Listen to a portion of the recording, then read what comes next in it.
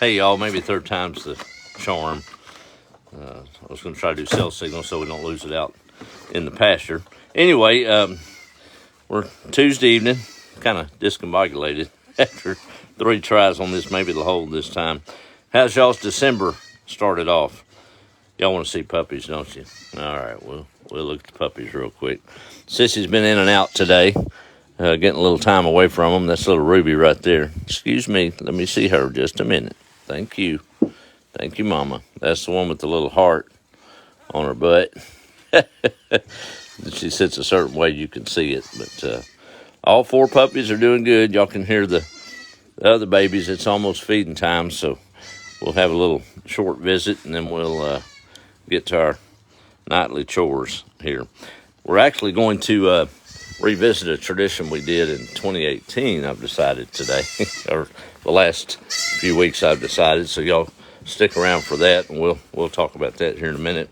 Sound off where you're at across the country. We'll try to do a roll call here shortly, and if I don't get to you live, we'll definitely get to you after the fact. Been a beautiful day here in East Texas.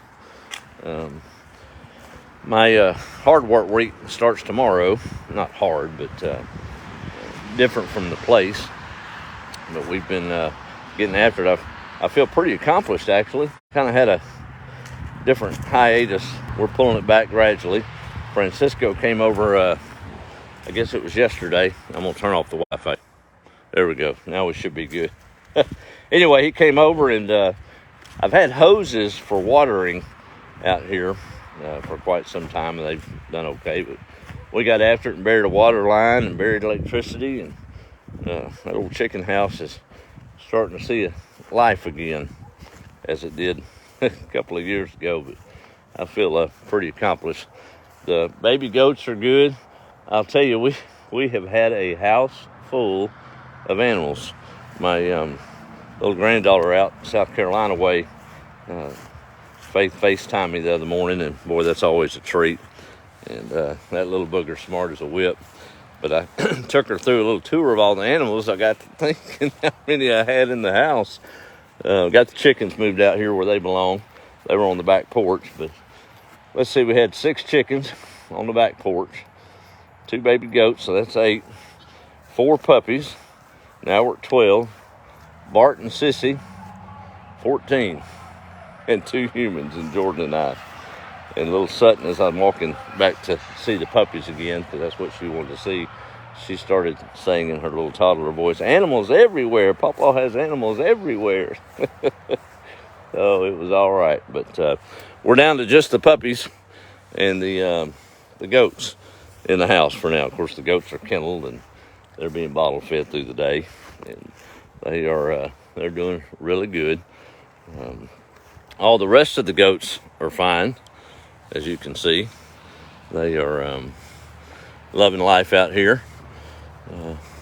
Mama isn't crying no more. Of course, I bottle feed the does. That's just how we do it, so we can milk them down the road because they're not approachable otherwise. But it's gonna, of course, dinner last night. Before we get to that, I failed to do it early enough, but we'll work with it, and I'll probably put a picture post just to capture everybody that doesn't watch the live. But 2018, when we moved back in this old place, I took on quite a challenge, and it worked out, and I got it executed, but kind of lax the last few years. But Christmas cards. So I'm going to do those this year, and just to kind of put a limit on them, I'll have to get them out by the 15th. So if y'all would like a Christmas card from Jordan and I, from the old washboard place here, we'll handwrite them. I'm not going to, my hand was cramping that year. Yeah, I'm just scared what it's going to be this year. But do not put your address in the comment string. Please don't do that. Keep your anonymity. But you can send a direct message to the page. There's a message button there. And then if you'd rather do it by email, just send it to washboardchronicles@gmail.com. That link's also in my description on the page. But we'd enjoy sending y'all a Christmas card. Sure appreciate all the folks that like the ramblings, and y'all inspire me just as much as you say I inspire you. So I'm gonna put a cutoff date. If I don't have it by about the 10th, your address, and chances are you may not get it in time for Christmas, if at all. So we'll see. Hopefully I can execute it, but if y'all like a Christmas card, I'd love to send you one. Me and Jordan may even sneak in a picture that he don't know about, maybe with the puppies or the baby goats or something. We'll see. But last night, you know, the memories come in waves now. When I first moved in here, it was just, you go back to your old home place and that's all you can see, just memories everywhere. Well, 6 years in, and I've got new memories here of farming and gardening. And I was preparing some corn last night on the cob, fresh, that we grew right about where I'm standing, and some cream crowder peas, and Jordan's perfected pork chops, and he gets a kick out of making them, and I enjoy eating them. So he was fixing that, and we had some yeast rolls going, but it hit me there at the sink as I was shucking that corn, the memories of eating it so many times here. But more importantly, the lesson I took away was that particular year that corn was from. Actually, I'll just tell you right now, because I'm not ashamed of it. It's excellent and nothing wrong with it. 2019. Yep. Froze it in the shuck, in that deep freeze. Pulled it out, and it was just as fresh as it was the day it was picked. Good stuff. Wasn't freezer burnt, wasn't dried out. We were blessed. That was the first year I had a garden out here, and Jordan and I hand planted, oh man, I remember now, it was 600-700 holes of corn. It's crazy. He worked the hoe, or I worked the hoe, punched a little hole in the ground and put a couple of seed kernels in there, and we did that with the peas. It was a lot of work, and it's a lot of produce we had that year. Probably one of my favorite gardens to date. There was a lot of work behind that corn that I was peeling and preparing to cook last night. A lot of sweat. That year was full of a lot of pain, losing Mom. But you know, I didn't really think about that much, because the reward was a good meal and time with Jordan eating dinner, right? And I thought about how life is. All the struggles and trials and the work that we put in to get to a destination or reward. We don't see it sometimes. All we see is the work in it. And it was a lot of work, a lot of heat. Some of that pasture that year I hand plowed, actually, as we started to gather tools up for the place. But I didn't see that last night. I just saw the reward. And now, when I garden, it's a lot easier just to see the reward and maybe be thankful for the work that it brings, right? So that's what I was thinking when I posted that old picture last night, or the new picture of those fresh vegetables. I was pleasantly surprised that the corn had done well at that age. But I'm not a big, I'm not a henny penny guy. Mom was pretty strict about expiration dates on things, but I don't know. We won't get into all that. Is that fair enough? All right, so Christmas cards, one more time. We'll do that through about the 10th, getting the addresses, and we'd love to send y'all one if you chose to get one from us. I think we need to be kind to folks and lift folks up. Turn of the century, I guess it was 1911, early 1900s anyway. There was a seminary professor and his wife that decided they would take a little vacation to Gatlinburg, Tennessee. A lot of folks go there. It's pretty country, isn't it? Kind of a tourist spot even today. Well, they stopped in a little diner there and was going to have breakfast, and looking forward to just a quiet morning meal as they got ready to do the attractions of the day. And they noticed a pretty distinguished looking fella making his way between the tables and shaking folks' hands, just being courteous and friendly and talking, laughing. Well, the professor was trying to have a little getaway, and he's like, man, I hope he don't come over here. Well, sure enough, he did. He said, hey, folks, y'all, where are you from? He said, well, we're vacationing here. He said, well, good to have you. I think they were from Oklahoma. He said, well, what do you do for a living? The professor said, well, I teach at a seminary. He said, well, how about that? He said, I've got a great preacher story for you."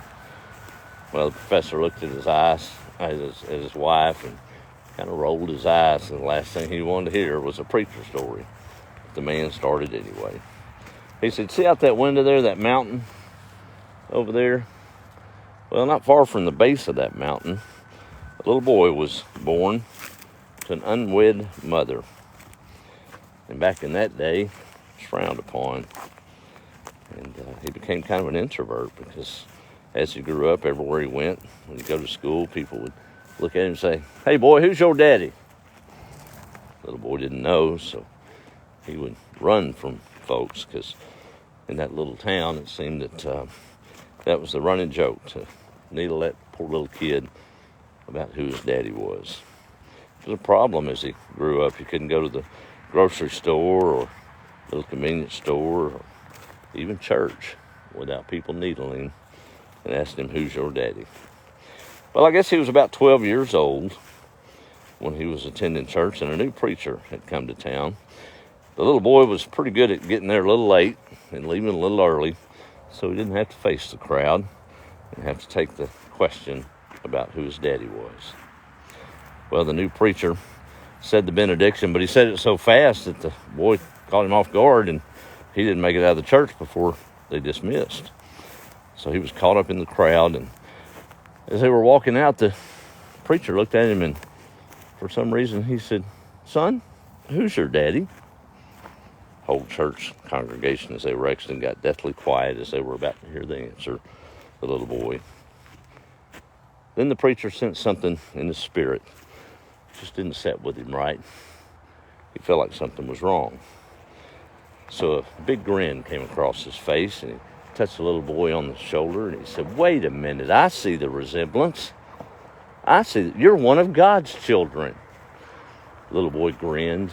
He'd never heard that before.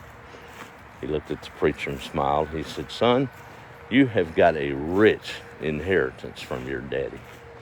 Go out and find it." The story goes that that little boy grew up and was never the same after that interaction with that little preacher, just encouraging him. As the old man wrapped up his story, the professor actually was sitting there in awe. He walked away, and as he was walking away, he looked at the professor. He said, that young man went on to do great things because somebody made a difference with a positive word in his life. The professor thanked the man for his story, and the man left the little restaurant, little cafe there. The waitress was coming around. The professor said, "Man, come here. That white-haired man that was over here at our table and greeting everybody, do you know who that is?" She said, "Do I know who that is? Why, yes, sir, you're in Tennessee. That's our 31st governor, Mr. Bob Hooper, or Ben Hooper." But all of that came about, that success story, because someone believed in him enough. I think he was elected in 1911 and served a couple of terms there in Tennessee. A kind word. And goodness, we're right in the middle of that season, aren't we? Where hope was given to the whole of earth in a little manger. So I think we'd do well to lift each other up, maybe just with a smile along the way. Right? I try to do my best every day to do just that. Some people, I got to share this one. There was a heart surgeon, world-renowned, and he had a lot of fine cars, and he had a trusted mechanic that he had traded with all of his life, and good friends.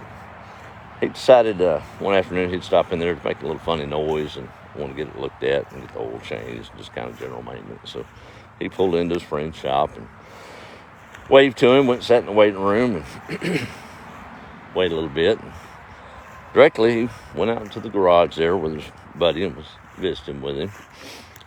The guy was turning wrenches on the old motor and had it souped up and running right. And Kent looked at him and said, "Doc, I got a question for you." He said, "Okay, well, what you got?" He said, "Well, I work on all these cars and know them pretty much in and out, and I can change the valves out and get down to their inner workings and give them a good clean out and put it all back together. He said, but I don't make near the money that you do.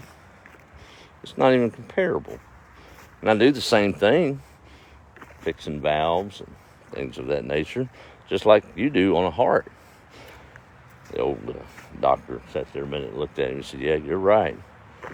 The difference is I work on them when they're running. So that's why he was getting the big bucks, right? I don't know if that mechanic could change out an engine while it was running, right? Miracles of modern medicine. Good stuff. Well, we'll make this a short one this evening. I wanted to come on and mainly do a Christmas card invite that I'm running out of time if we're going to get these things sent out. So if y'all like to be a part of that, I'd be more than happy to send you one. So again, no comments on the addresses, please. Remember, it's public, so keep it through private exchange, and I'll post a little greeting card picture. I'll call for it. Maybe you can follow the directions there if you didn't hear it at the beginning of the video. But I know for a fact them little baby goats are in there crying their head out, and I need to go get some milk in those little bellies. They drink about 4 or 5 ounces at a time. And they need it 4 or 5 times a day. But they're growing already and getting used to it. So that's a good thing. Let me do a quick roll call, and we'll call it an evening. I see the cats are on patrol out here. We got 2 black ones and 2 white ones and a little calico. They pretty much stay in range of me. I don't think anything's going to sneak up on me. Hadn't had a snake this year to speak of. Not a live one that I've seen anyway.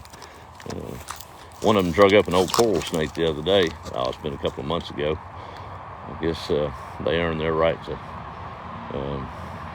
keep eating free if they're doing their work, right? I guess it isn't free. Let me see who all's on here, and we'll call it an evening if I can get my spectacles on. I don't know, I may have enough light to do it. No, I know me better than that. So let me just go ahead and put them on and be done with it. All right, scrolling back up. I'll holler at you if you comment. Otherwise, I'll respect you just watching. There's Crystal from Blackshear, Georgia. Greg's in Indiana. Oh, wow, Sandra's way up in Ontario, Canada. I might need to take more than a light jacket up there right now. Carol Chapman Heath from Southern Illinois. Thank you, ma'am. Seymour, Indiana with Ada. How are you? Let's see. Danny's up in Dallas, Texas. See, lots of familiar names on here. It's always kind of turned into a big old family on here, hadn't it? There's Donna in Logan, West Virginia. Let's see who else. Little Rock with Pam. Judy wants to know, do I drink goat milk? My grandson was giving son and loved it. I am funny about my milk, y'all. I'm funny about it. It can't have no wang to it. It better not be 2 days from sour. It's got to be just right. The first time I ever put goat milk in my palate blew me away. It was off the 2 does I had when I went to get them from the young lady that was selling them to me.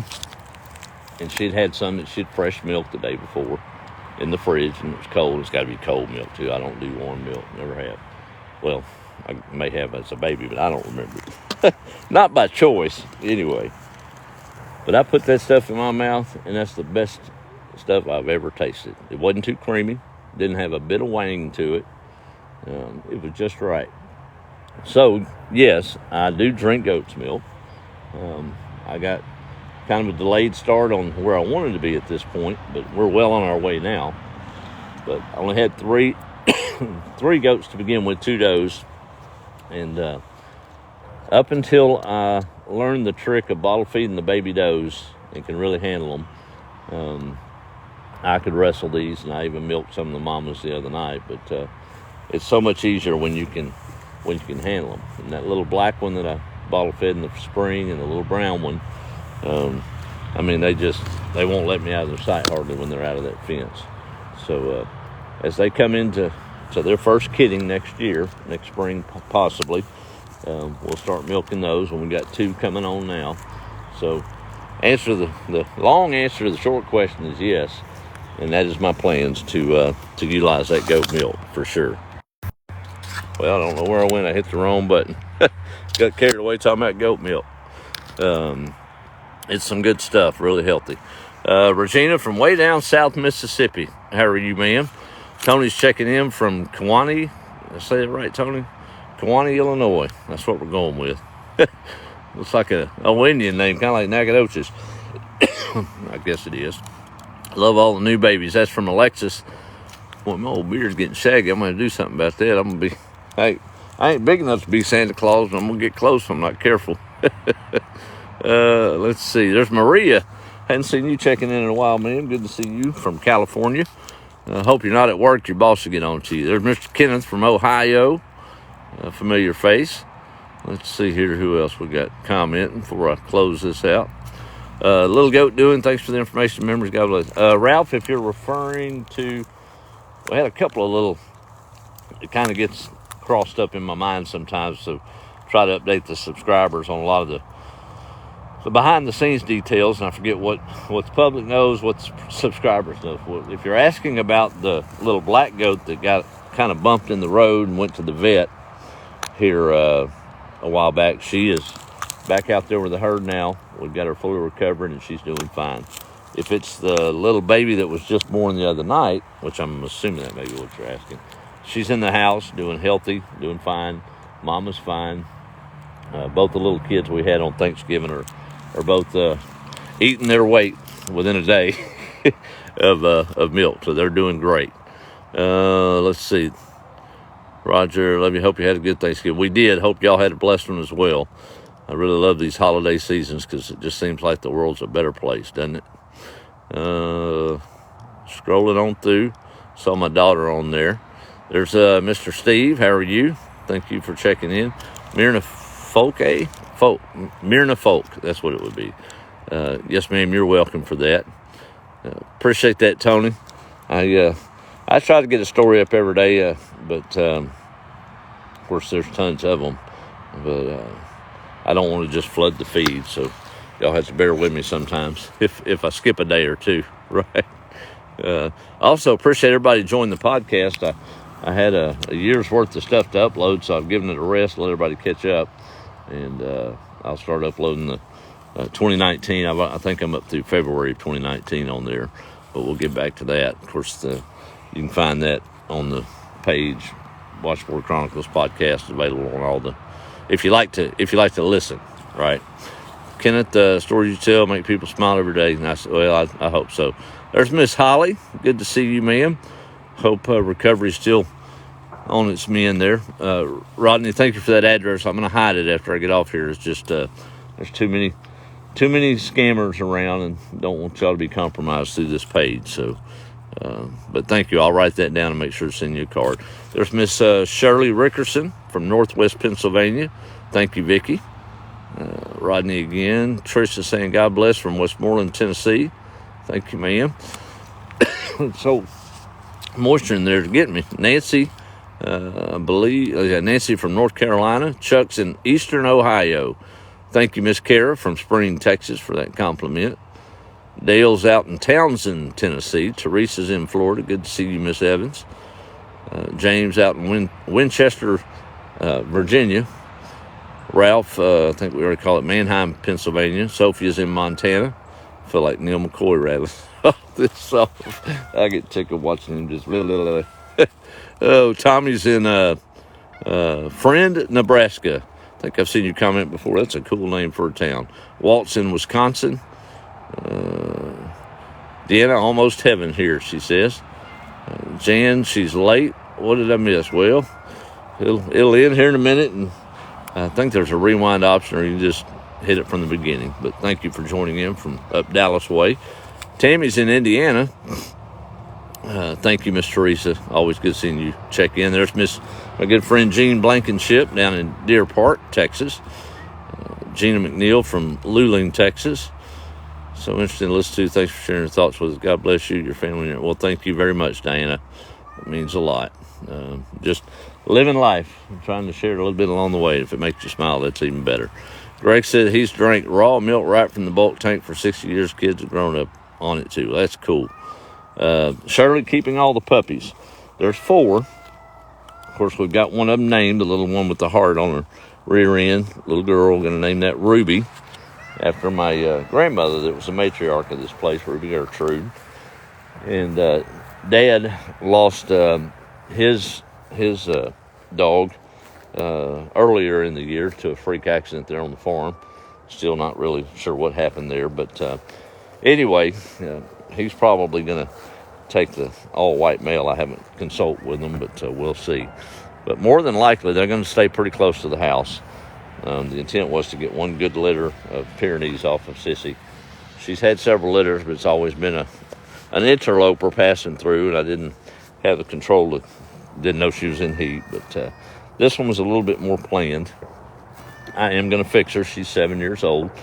I'm going to get her spayed probably in the next month and let her be in retirement. So she'll mainly be a house dog. So we've got to have new babies on the place, guarding the place. She'll come out here and train them, but only 4, pretty close. Pretty sure all of them are going to stay around here, but we'll see. We'll see how that goes. Let's see. Carolyn from Western North Carolina. Joel's in Tennessee. Let's see. All right. Dennis checking in. How are you? Always good to see you doing comments on here and sharing. Oh, okay. All right, Rodney, I'll take a look at it. All right, Kenneth, just send us your address to the page on a message, and we'll take care of that. Valerie's in North Florida. Joel said Alexandria, Tennessee. All right. Miss Alice Maria saying hello. Yes, sir, Daniel, you will. Just send us your address through the page. Fort Worth, I'm sorry. That's almost cussing somebody from up that way if you say Dallas and they live in Fort Worth. Sorry about that, Jan. I knew better than that, too, right? Yeah, there's kitty cats. They're on patrol with me. Well, actually, they're hungry probably, and they're ready for me to feed them. So in that spirit, I'm going to wrap it up for the evening. And be looking for your addresses through messages or to the email address there on the page. But y'all have a blessed evening and a good week as we head straight in to probably the kindest time of the year, right? So it's my kind of time. Y'all be the light. I'm gonna go get these baby goats with full bellies and then work on mine.